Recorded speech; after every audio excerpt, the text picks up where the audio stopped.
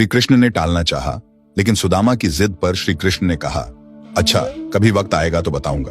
और फिर एक दिन कृष्ण कहने लगे, सुदामा आओ, गोमती में स्नान करने चलें। दोनों गोमती के तट पर गए, वस्त्र उतारे, दोनों नदी में उतरे। श्री कृष्ण स्नान करके तट पर लौट आए, पीतांबर पहनने लगे।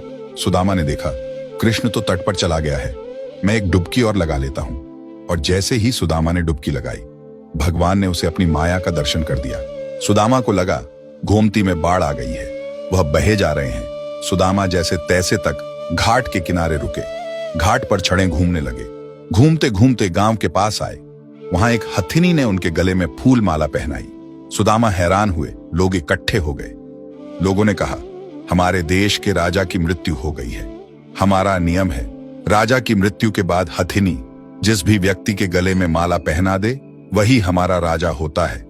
हथिनी ने आपके गले में माला पहनाई है, इसलिए अब आप हमारे राजा हैं। सुदामा हैरान हुआ, राजा बन गया।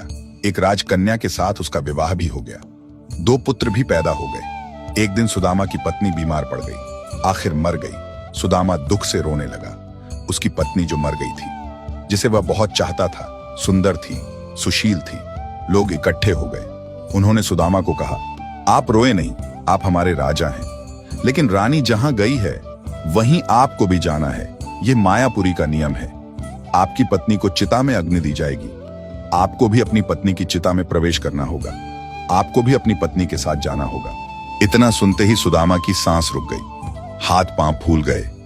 अब मुझे भी मरना होगा, मेरी पत्नी की मौत हुई है, मेरी तो नहीं, भला मैं क्यों मरूं? ये कैसा नियम है? सुदामा अपनी पत्नी की मृत्यु को भूल गया, उनका रोना भी बंद हो गया। अब वह स्वयं की चिंता में डूब गया और कहने लगे, मैं तो मायापुरी का वासी नहीं हूं, मुझ पर आपकी नगरी का कानून लागू नहीं होता, मुझे क्यों जलना होगा?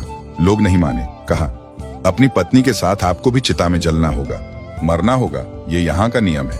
आखिर सुदामा ने कहा, अच्छा भाई, चिता में जलने से पहले मुझे स्नान तो कर लेने दो। लोग माने नहीं। फिर उन्होंने हथियारबंद लोगों की ड्यूटी लगा दी। सुदामा को स्नान करने दो, देखना कहीं भाग न जाए। रह रहकर सुदामा रो उठता। सुदामा इतना डर गया कि उसके हाथ पैर कांपने लगे। वह नदी में उतरा, डुबकी लगाई, और फिर जैसे ही बाहर निकला, उसने देखा माया नगरी कहीं भी नहीं।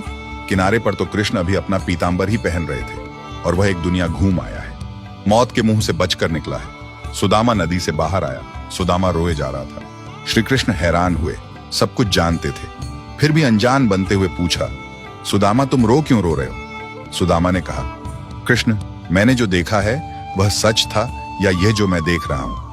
श्री कृष्ण मुस्कुराए और कहा, जो देखा भोगा वह सच नहीं था, भ्रम था, स्वप्न था, माया थी मेरी, और जो तुम अब मुझे देख रहे हो यही सच है।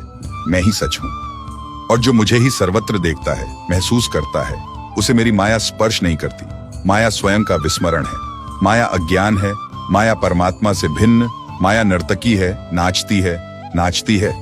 लेकिन जो श्री कृष्ण से जुड़ा है वह नाचता नहीं, भ्रमित नहीं होता, माया से निर्लेप रहता है, वह जान जाता है। सुदामा भी जान गया था, जो जान गया वह श्री कृष्ण से अलग कैसे रह सकता है?